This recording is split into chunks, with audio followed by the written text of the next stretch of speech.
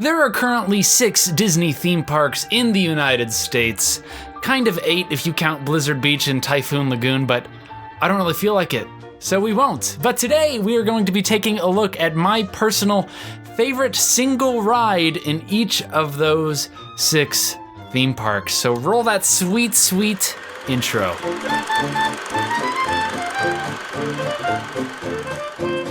Before we hop into the list, a couple quick points of order. First, yes, I know I've been gone for like 4 months again. I don't know why I do it, but I do it, and I'm back now. So hi everybody, hope you've been doing well. If you've missed me though, you should be checking out our Disneylander Discord server. We have a beautiful Discord server. It is excellent. There's a wonderful community. Even when I'm not uploading videos to this channel, I'm still active there. There's fun polls, there's great people. Just the other night we played Among Us as a community. So check it out, hop on in the Discord server, link in the description.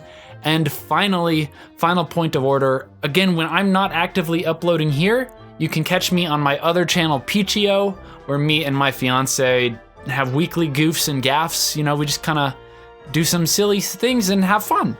But today we're talking about Disneyland, and it's been a while. I gotta get back in that mindset because the parks have been closed for so long. I haven't even been thinking about them, honestly, and that's why I haven't been uploading. But I'm thinking about them right now, and so I'm uploading. Let's start with Disneyland. My favorite ride in Disneyland, California, should come as no surprise to you. Indiana Jones and the Temple of the Forbidden Eye. It's kind of just my brand at this point. I love Indy so much, and what it comes down to is immersion and thrill. They're two of the biggest things I seek in any ride anywhere, and Indiana Jones delivers like no other ride. Just from the moment you step into Adventureland, all the way through the queue, all the way through the ride, you are fully immersed in what's happening, and it's action-packed. The ride itself moves and bumps, and there's just so much going on. It's just a blast, and I love that ancient temple vibe, and it's just gotta be Indiana Jones. That being said, the ride is not in the state it should be. I don't know what state it's in right now, honestly, because it hasn't been operating for almost a year. But the ride has not been well loved, and I would do anything to see Indiana Jones operating as it was originally intended. But even without all those effects and things, it's still my favorite ride in Disneyland. If you want to check out some of those effects that have been lost, you could check the very first ever Disneylander years ago. It's kind of dated and not very accurate anymore, but it's still a fun watch, so that should be up here. And one other thing to note regarding the Discord is way back, a while back, we had a Discord poll to find our community favorite Disneyland ride. Indiana Jones got pretty close, but Splash Mountain was the #1 community favorite ride. So rest in peace, but my vote goes to Indy. Up next, California Adventures. This one's a bit harder because I really like quite a few rides in DCA, but I don't love any of them the way I do some rides in other parks. So Guardians Mission Breakout was right up there, again with thrill and immersion. Incredicoaster is a great coaster. Soarin' is fantastic, but my point goes to Radiator Springs Racers. It is a phenomenal ride, and it is my favorite ride in Disney's California Adventure. Again, coming down to theming and immersion, but Cars Radiator Springs Racers really proves in a way to me that Disney is still capable of making an incredible themed, over-the-top dark ride, essentially. Even though it's still focused on an IP. A lot of people are afraid Disney has lost some of their magic because they're focusing only on making rides out of movies and whatnot. But Radiator Springs Racers is proof that they can do it very well. Just the beauty, the splendor that is Cars Land is stunning on its own. I honestly can't speak to the queue for Radiator Springs Racers because I've only ever been on the ride with a fast pass. Because that queue gets way too long, and I will not be standing in it. But the ride is beautiful. It's relaxing, that starting section. The dark ride portion is so well themed and well done. It's very clever, the technology to how they can get so many cars through there at once. And then of course the race at the end. It might not be as fast in miles per hour as Test Track over in Epcot, but it is such a fun ride. The theming is spot on, and Disney, I'm impressed with it. So it is my favorite pick for Disney's California Adventure. Now we're gonna fly on over to Florida to check out the 4 parks there, starting with the Magic Kingdom, Florida's counterpart to Disneyland. My favorite ride in the Magic Kingdom, in absence of the Indiana Jones Adventure, is Big Thunder Mountain. I love Big Thunder. Again, coming down to thrill, coming down to immersion, but Big Thunder in Florida, in the Magic Kingdom, is like Disneyland's, but amped up just a little bit more. Again, referencing an old video, you could go check out Big Thunder Mountain versus. I did pick Magic Kingdom's version of the ride over Disneyland's, and it is phenomenal. It's a little faster. I believe it's a little longer, and the immersion is so spot on. There's so much fun stuff to look at. It's not just a roller coaster. Were it just a roller coaster, it would still be a great ride, but you're on a train racing through mines, a flooded town, the lighting up geysers and what have you, and all the fun little animatronics, as we apparently like to say on this channel. Big Thunder is a fantastic ride. Go on it, and I highly recommend always requesting to sit in the very back seat. You might have to wait an extra like 30 whole seconds, but man, is it worth it. Hydration break. Okay. Up next, we're moving on over to Epcot, which is a park that people seem to either love or hate, but I love Epcot. And I first want to say, the World Showcase as a whole, forget Future World, the World Showcase as a whole is one of the single best areas in any Disney park ever. It might be my single favorite area in any Disney park. It might not have a lot of rides, but it's tremendous. But like I said, it doesn't have a lot of rides. You got the Grand Fiesta Tour, which is falling apart. Honestly, they're probably gonna change it soon. Ratatouille ride is coming soon, it's not there yet. And you got Frozen Ever After, which was a serious contender for my #1 ride in Epcot. I thought about it. I originally didn't expect to like that ride at all, but I've been on it and I thought it was delightful. It was really well done, a really fun, good log flume. But my favorite ride in Epcot, and this might actually be my most controversial take on this list, let's find out, tell me in the comments below, is Living with the Land. How about that? We're just dumping out what I said about theming and immersion and hopping in a boat to tour through essentially a greenhouse. But Living with the Land is the last true piece of what Epcot was originally intended to be, and it checks off so many boxes for me. Epcot intended originally to be this educational park where you can go and have fun, but learn about science and learn about the world around you. And Living with the Land is an awesome tour through that, but it's still so Disney. It's a boat ride.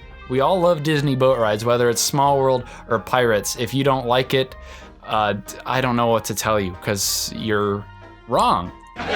But Living with the Land is tremendous. You start out going through this dark ride portion, and it is a classic Disney feel to the dark ride portions of the ride, but it also has this educational aspect. It's talking about sustainable agriculture, agriculture through history, and it's right up my alley. I love plants, I love plant sciences, I love the environment and environmental sciences, botany, horticulture, ecology, I love it.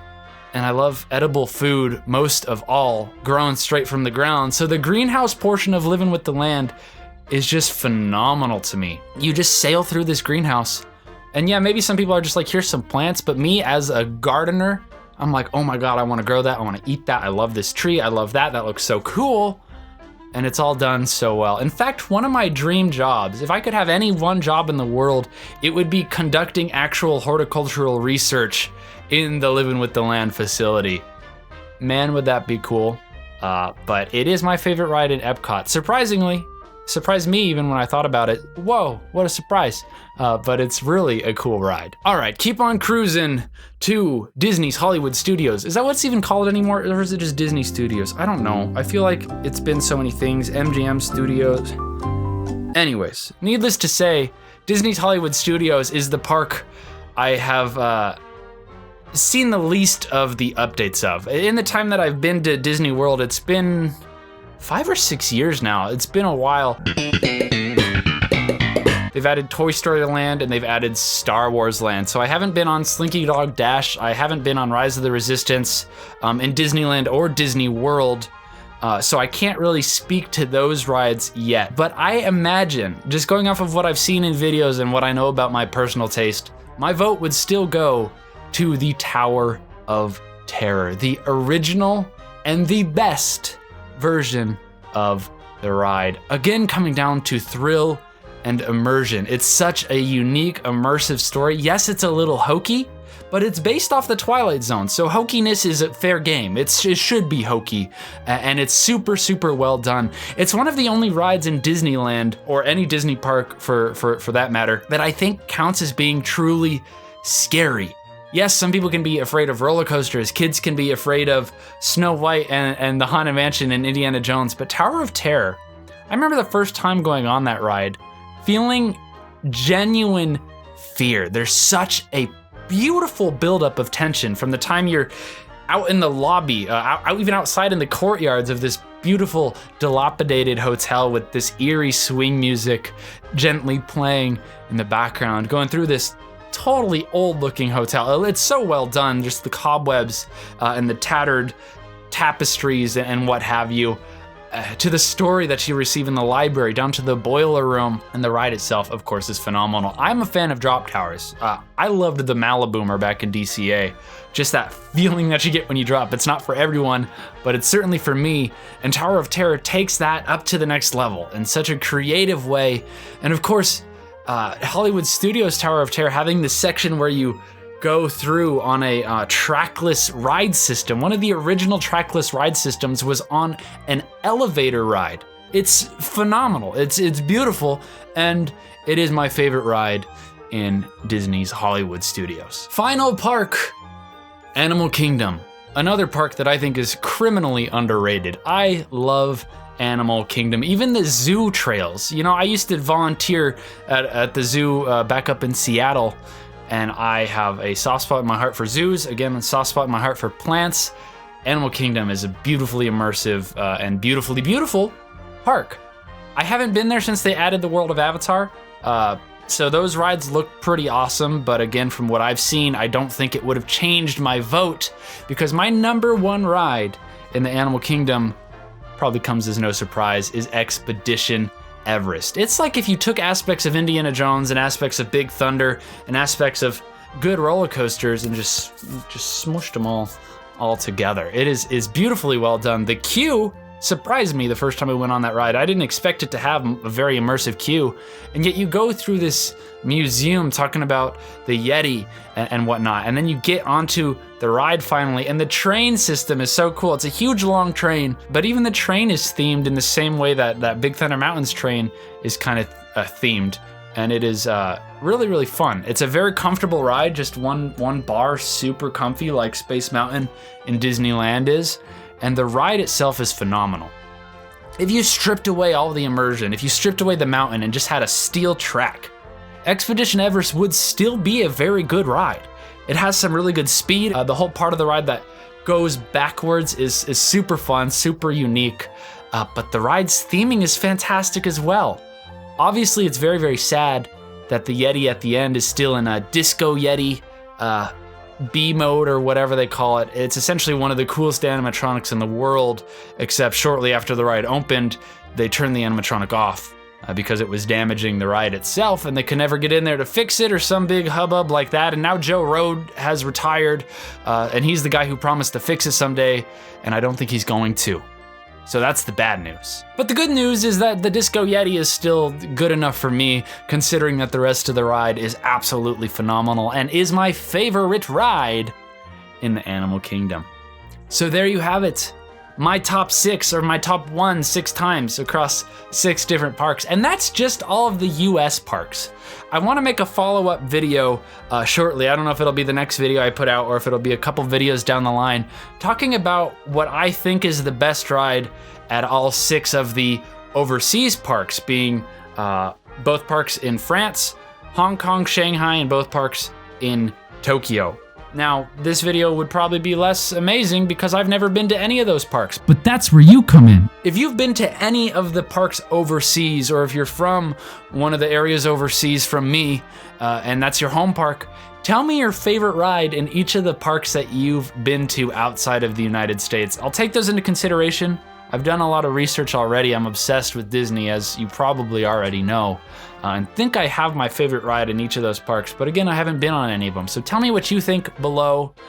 Again, sorry for disappearing for 4 months.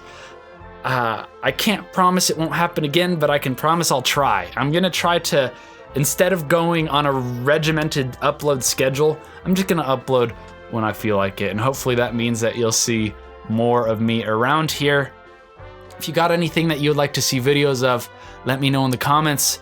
And until next time, hit the little subscribe button, you know, hit the little like button, and tell me what your favorite rides in each park are down in the comments below. I feel like I've been talking a mile a minute, so I'm gonna drink some more water and turn off the camera, and it's gonna be the end of the video. Man, I still can't end videos. Bye.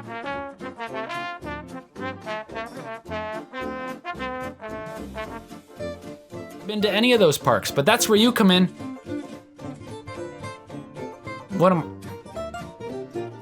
But that's where you come in.